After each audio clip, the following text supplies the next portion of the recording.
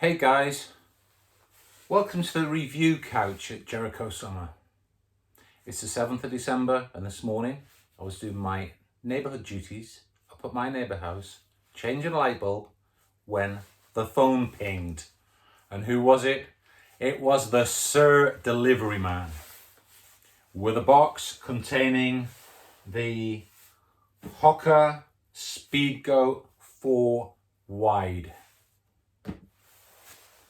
By the way, don't forget to hit that subscribe button, and if you can find the bell, click that too.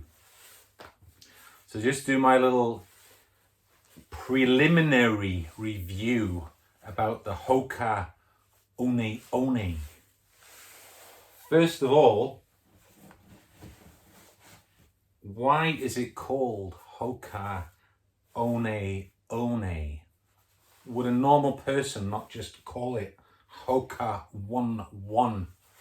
I'll be honest, my friend who is one of these lunatic mountain trail runners that carries two little bitty bottles, he told me about these shoes and I went online to look for them and I found Speedgoat 4, and then I keep having popping up all the time Hoka One One Speedgoat, Hoka One One this, and it wasn't until some time I realised that Hoka One One is actually the name of the brand. But who?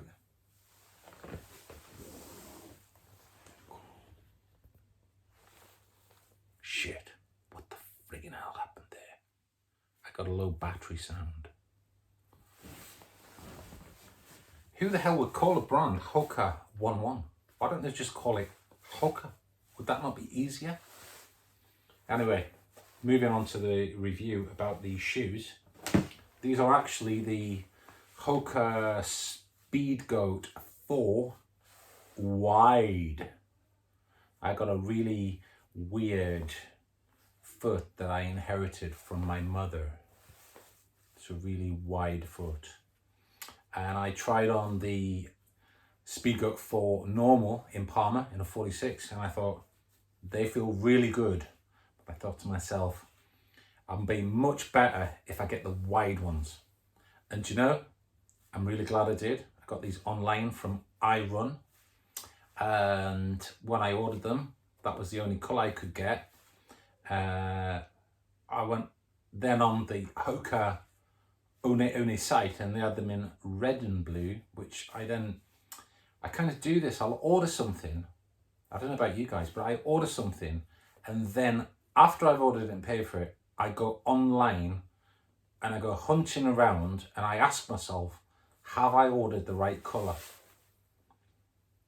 And then I ask everybody, have I ordered the right colour? I've already ordered it, but I have to then go on this mental mission to ask everybody's opinion, have I ordered the right colour?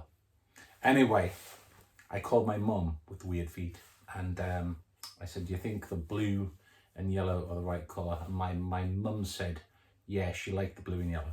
Anyway, they were much cheaper from iRun than Hoka Direct anyway. So they arrived today and I'm actually glad I got the blue and yellow. They go nice with my jeans, if nothing else. So just to tell you first impressions, I've recently reviewed my Bestard trail and mountain boots, so you can have a look at that if you can figure out how to access the video. I would put a link up there in the corner, but I have no idea how to do it. So these are freaking phenomenal. I mean, you put your plates of meat in there and man, they are just like planted.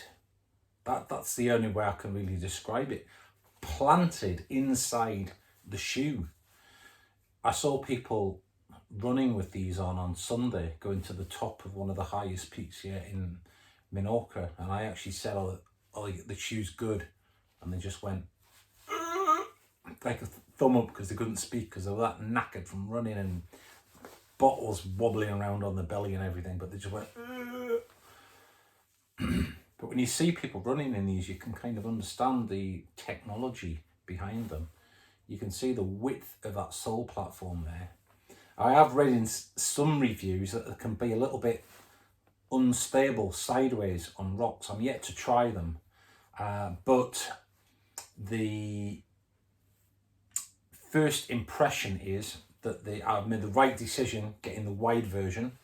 It's definitely a little bit wider than the standard one that I tried in the shop.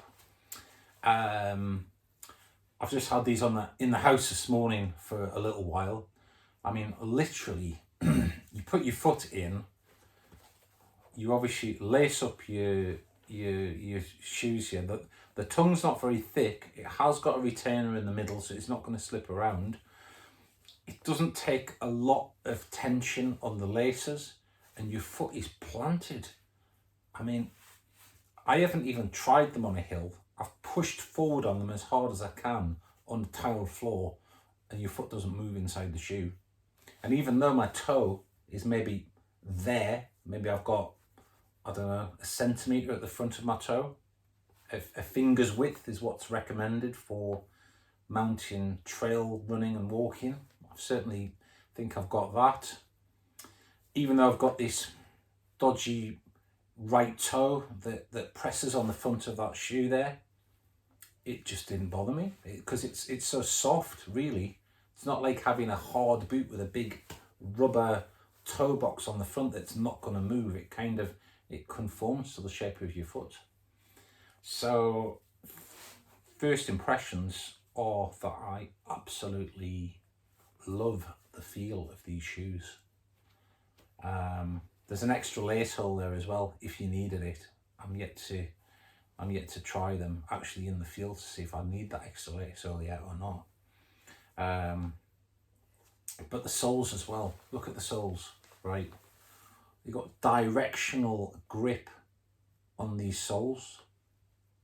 So that's obviously for gripping going up the way, and we've got an opposite grip pattern there for going down. Vibram soles. But just when you stand in them, it's like my friend Ricardo, who trail runs in these things, said it is like walking in marshmallows. It certainly could be described like that. It's lovely, soft, cushioned feeling under your feet. So when you get your finger in there, the EVA foam cushioning, both inside the shoe and from the bottom, it sort of goes both ways, but it's still got, look, you try and twist it torsionally, it's still got good rigidity. So I'm very happy with my first impression of the shoe. The fit is phenomenal. I must say they've got a very high arch on them, these. So if you've got a really flat foot, that might be something to think about. I do find that they do push my arches a little bit, but perhaps that's why my foot doesn't slide around in the shoe at the same time, which is a good thing. So really happy with them. I could probably say now, having just even tried them in the house, they are probably the first shoe I've ever put on my plates, which I've gone, oh my God, they just feel fantastic without even taking them out for a test.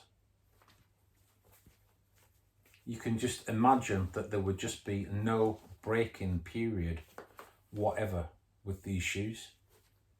So, and the other good thing is I've just had them on the scales. They weigh something like 350 grams each. So that's like, in round figures, 700 grams. If you want to put them in your pack as a spare pair of shoes or an alternative pair of shoes, you're looking at 700 grams for the two, which isn't a lot. And okay, you can't get the soles changed, but they're not the type of shoe you would want to change the soles on anyway. This type of shoe is once that sole's finished, sling them, buy a new pair, because they're quite reasonably priced. So there we go. That's my review of the blue and yellow Hoka Speedgoat 4 in the wide version for the weird feet. Thanks for watching.